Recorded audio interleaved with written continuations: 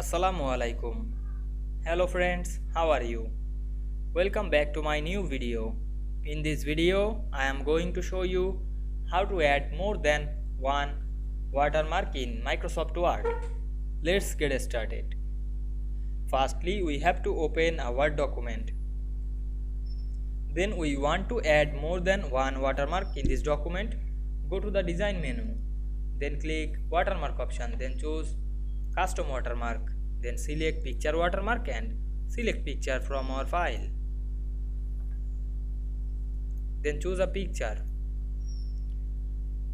Then check mark of the washout. Then click OK. Then go to the insert menu. Then click header option. Choose normal header. Then zoom out the document and click the picture. Then resize it.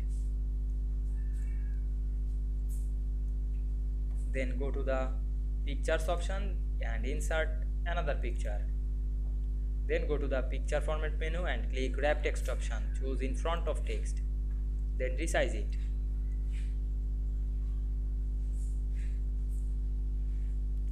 Then go to the header and footer option. Then choose close header and footer. Now we can see we added more than one watermark in this document very easily. I hope you enjoyed the video. Please like, comment, share and subscribe my channel. Thanks for watching.